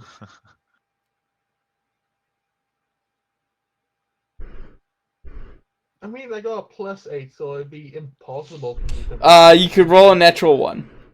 Almost impossible. I'm also Okay, glad that you're well, trying this and not like asking the Kieran if it knows what that might be. Yeah, I'm not relying on it. I'm just saying, it's much older and wiser than literally anyone in this party. True, but you know. It's probably older than all of us combined. You just want to fuck up the lawn. Oh, I don't won't fuck up test my this lawn. rod. Hang on. Wait. I appreciate you fucking up somebody's. Look, if I want to fuck up the lawn, I'd use burning hands, okay? I'm not trying to fuck up your lawn. Okay, well, thank you. Well, you fire the guiding bolt. It slams into the rod, and it hits it hard enough to just sort of pull it out of the ground and just cause it to flip a couple of times before hitting the grass. And there is still a bit of that sort of sparkling dim light that that is what gives advantage to the next person who would attack it. But after that sparkling phase, you pick up the rod. It's not bent. It's not blackened, but that's normal. Yeah. You've got radiant energy rather than fire, so no residue. But yeah, Well, the rod does not look like it's taken any sort of damage or denting from your bolt. Here, let me try. I'll just catch Eldritch Flat. Oh. I just fucking lick it instead. You lick it? I'm sorry, what? Look, I'm sure it tastes like iron too, right? Do you It taste tastes- metal?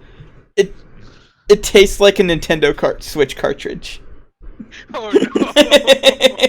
Why'd they fill it with bitter and...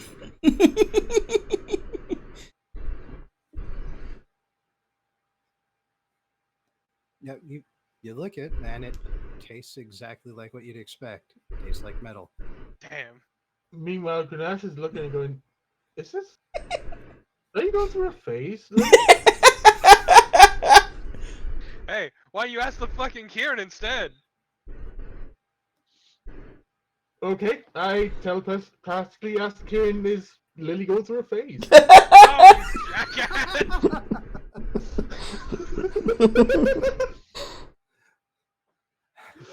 I have not observed her long enough to know, Huh. nor have I observed this sort of metal before. It seems to be iron, and yet it has a property that is unlike other iron. Perhaps it is something of its homeland. Perhaps so. Okay, well, out loud again. Well, Lily's moments aside, in terms of this metal, it does seem like it's got something about it. It's not entirely resistant to magic, but it's definitely something to it. It's not like the stuff we use every day, for certain. Would Well, we do you know possibly where get more of this? Do you know where these people come from? I imagine if you go there, you'll find a lot more of that. I mean, I don't.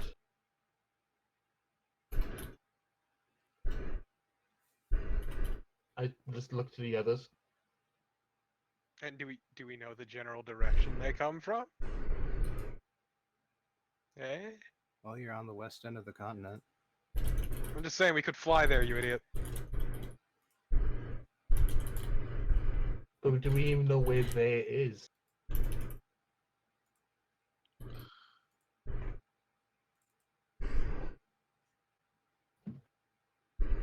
Do we know how far we need to travel?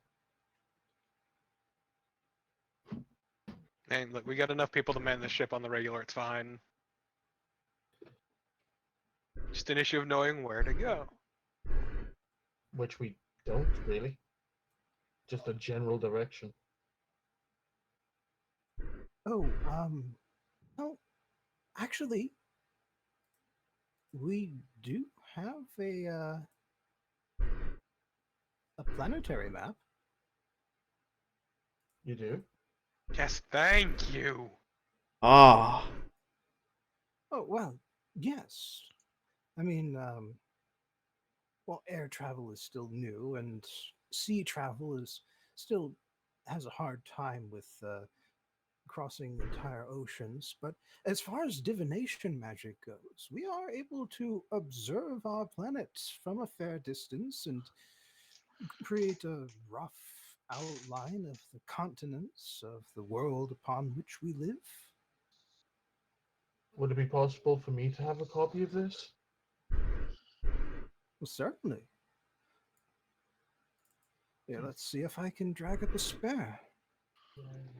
Excellent.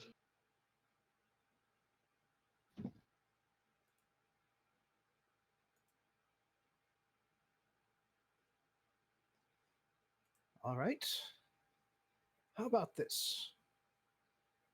So, go to the journal page in roll I see it. You have given us.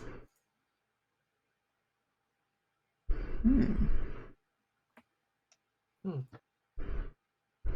Oh, So if it's my God. directly to the west, then there's two possible places it could be. Well, there's an entire ocean full of cancer. Scary. Fucked up. Shit. What are the dotted areas? Oh, those represent archipelagos. This map Right. is a bit too crude to really show the detail such areas need. Yeah, Did No, we it's not. just find out why this campaign is called Mynth Wanderings? You did. Yeah.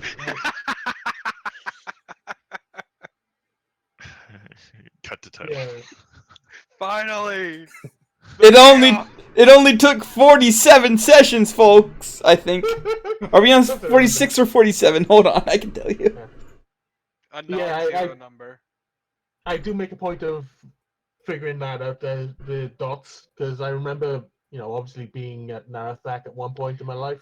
Okay, so here's 46. a question. Are there any places that are blank that we have not been able to view with divination magic?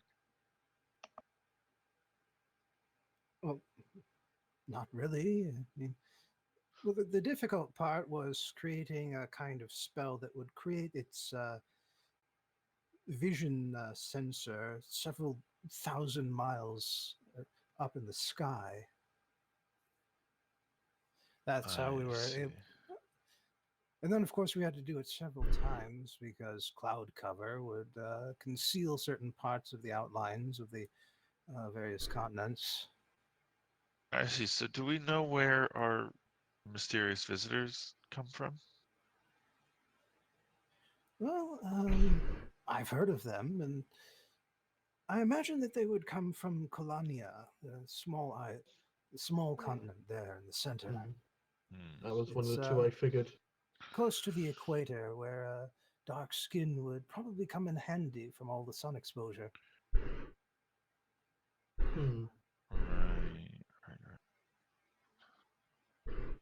Cool. Looks like we're going to Klonoa, door of Phantomile. What? It's a reference. Okay. Anyway. So if we can find a means of acquiring more of this metal, then we can put that plan into action. Yeah, it might be worth just asking the people about it. I mean, I know they're very secretive, but they might give us some information. Well, you Or if can't not information, really then trade. rely on the trading ship to show up anytime soon. Is the problem? Oh, right. For some reason, I was Yeah. thinking that they were here, but no, you're telling me that because that's where it comes from. Right. Yes, it appears irregularly, but usually once every few years. Also, here's some music to go with the map.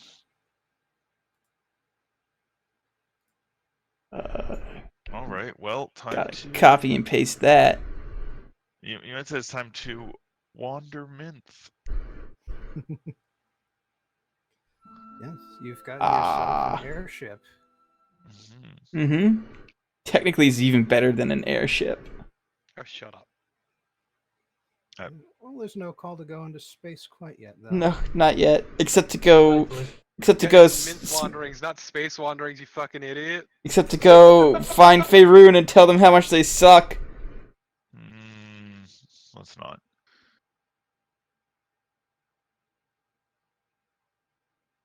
All right. Well, I guess that can be our next thing, I suppose. And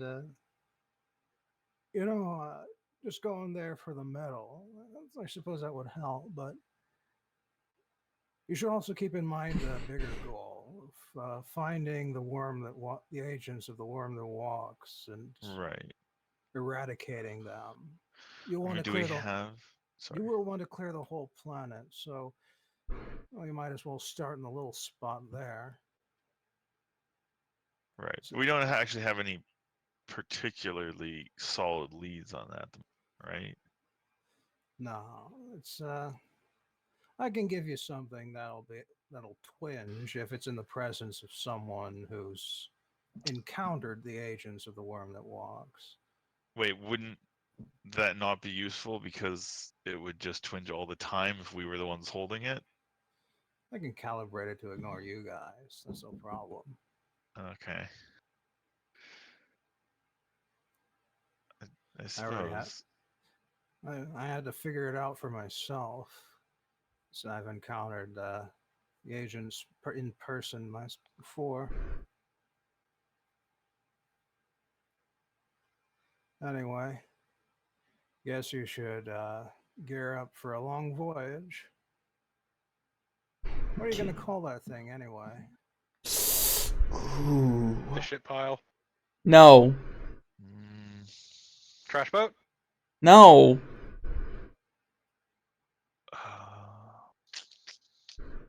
The high flyer? lame. No, that's terrible. It's worse than trash boat. Yeah. That's even worse than Yeah, trash. that is actually worse than trash boat. Listen, I'm good at memorizing names. I'm not good at coming up with them. Um,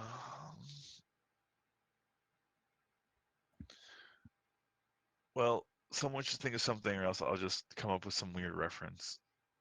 You say that like all of my names wouldn't be weird references.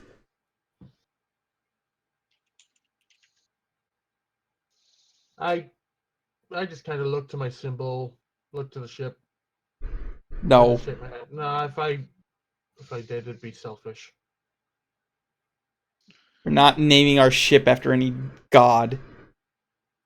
Well, if you ask me, it looks like a lady of the deep. No, it doesn't. I mean, It's the Lily looks opposite of directly at that. them and is like, no. it goes shut up." into the sky, Lorem.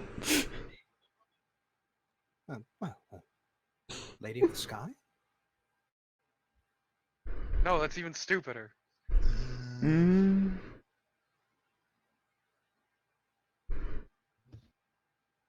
Hmm. Well, if you ask me, you should call it Independence. When you call everything that, though, Hmm. Yeah? I mean, though, to be fair, that is a better than. Dog independence. To be fair, that's a better name than any one of us has come up with so far. Yeah, I mean, the Lady of Viana. There you go. No. It's a reference to everyone's favorite place, Viana. no. No. I like the Independence better than any name that has been thrown out so far.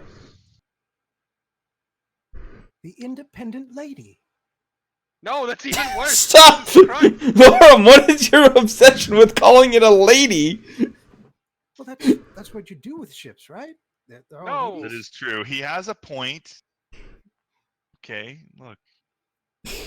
Maybe an attempted murder. Can't believe our ship is a strong I independent mean- woman who don't need no man. I mean, if you're gonna call it the Independent Lady, you might as well call it the Susan B. Anthony. No. That's not That makes no sense. Why would you say that? Wow, I love just when games grind to the halt over naming things. This is pretty much going to be the last thing we do tonight anyway, so. I Yeah. still like that we got sassed for not naming the fucking party. We did name the party. It's Aurelia and Company. No. I the think we worst all band I've agreed on ever that. I heard. remember you guys all saying that was a really good name. Appreciate it. And I distinctly don't remember any conversation of the sort. okay, well, I guess we'll have to disagree. Anyway, the Independence, I'm thinking, is the final name. And Lorem, before you even think about throwing the word lady in there again. Wait. What about the Saffron Lady? Actually, that's not entirely terrible. Well, you probably need to paint it then. Yeah. It's I mean, this- metaphorical. Also, Okay, fine. but We the can take saffron lady or the lady saffron? that. Either's fine. I would say Saffron Lady, but we can also Yes. go with Lady Saffron. I'd say Saffron Lady. And you could paint it a very pleasing shade of yellow You call it what you like. I'm calling it the ship. or red. All right. Saffron's weird. It's two colors at different times. Yeah. Okay, so we're going with that then?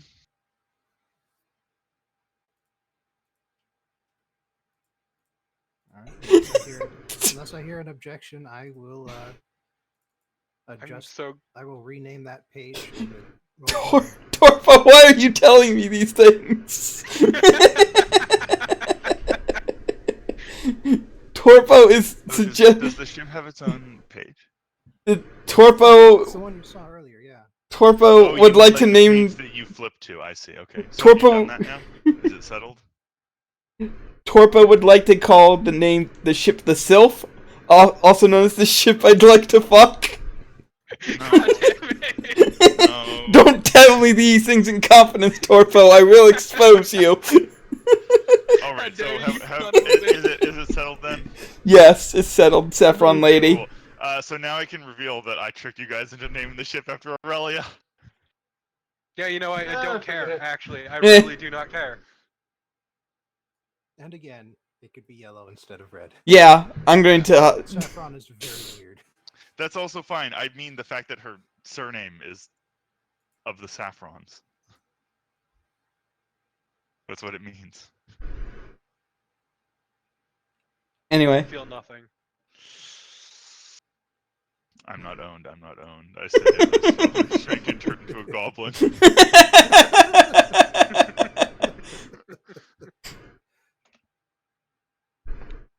Hey, at least if we all get pissed off with it, then, you know, we already got a volunteer to mount the front piece.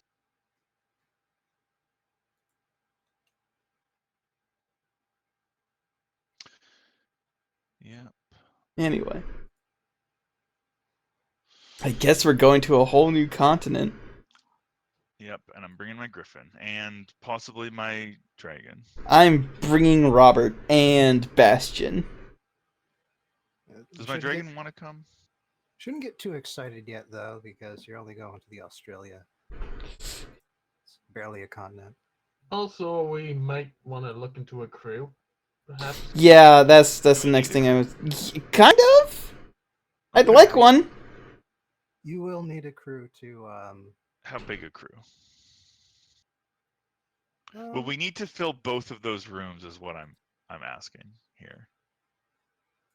Well, I'm using sort of the rules for the airship that's in the Dungeon Master's Guide, and the suggested crew for there is 10, and that would include all of you. Okay. So I could convert one of the crew rooms into an extra large chamber for Aurelia. Is what you're saying. Anyway. The captain. Does Robert count as a crew member, considering he can do stuff if I order him to? Robert does not need to eat or sleep, but it is able to like man the ballistae and move the steering mechanisms. Cool. He can also use the ram clamp single-handedly. Ooh, yes, we can have him man the clamp.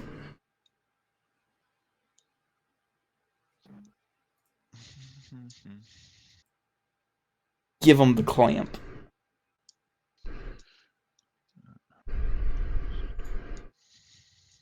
All right.